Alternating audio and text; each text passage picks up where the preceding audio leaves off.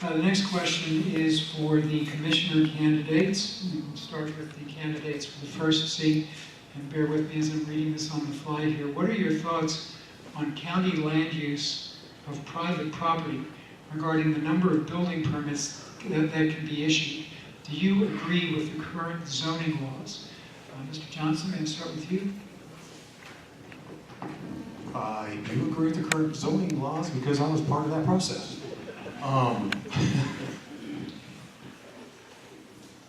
We implemented a program, Michelle Fusion, who was our planner up there, came up with this idea that, along with Mike Frederickson Sr., he had a piece of property, and it's pretty useless. He couldn't do anything with it. He couldn't sell it for somebody to put a house on.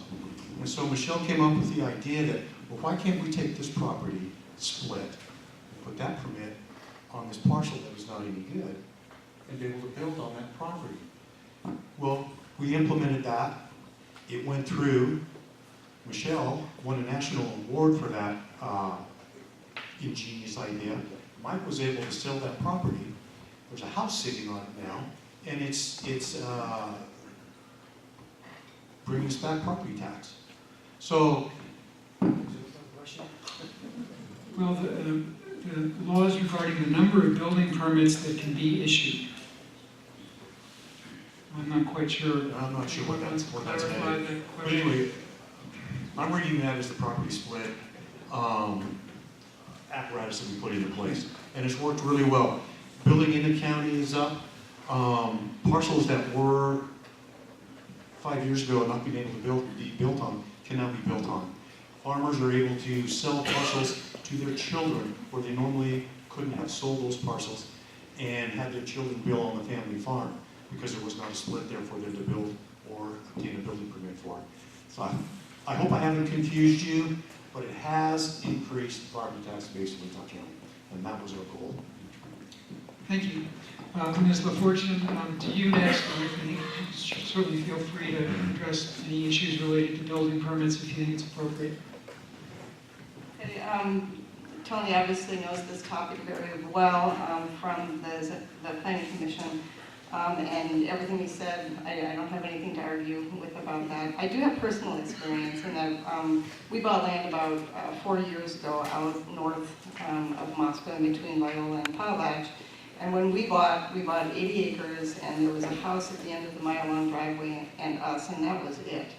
And since we've been there, Dick Walser needed to sell off some of his land because he had a sibling in the Walser Trust that needed to be bought out from that. And farmers need to be able to subdivide their land. They need to be able to sell off pieces of it because it's like your or my 401k.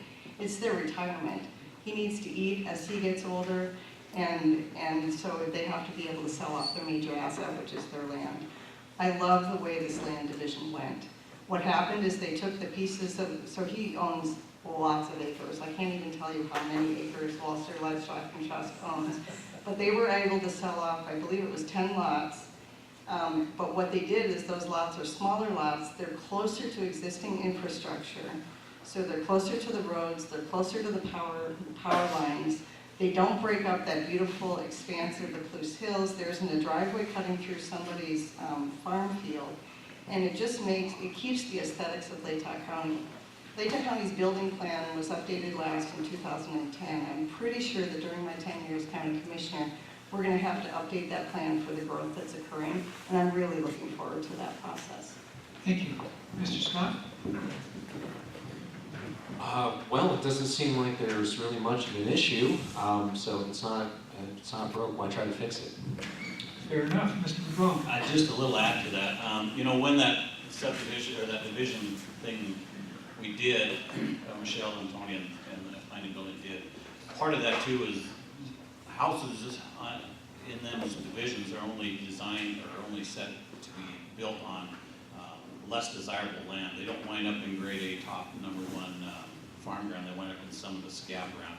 This piece of property Tony was talking about that Mike had out there in Troy, he got maybe a load of logs off that thing maybe every 20 years. It was full of bull pine and thistles and rocks.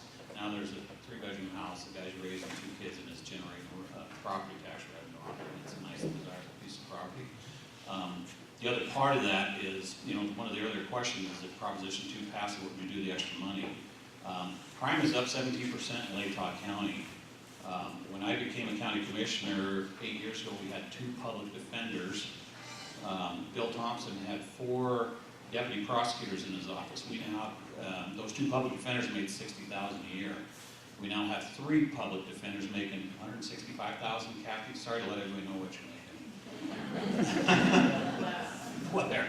And Bill Thompson has I think 6 deputy prosecutors in his office with clerks and everything else going on. The pressure on the Latah County's budget is going to be, and then we got 3% property cap on us, so the pressure on Latah County's budget just is going to, because of crime, is going to increase over the next several years. So we were inspecting the jail this morning, and there was 18 people in our Latah County jail this morning, and I asked Lieutenant Manella, the jail commander, how many of these people are in here because of drug-related problems, and he says, oh, 4 or 5, and he goes, wait, let me count.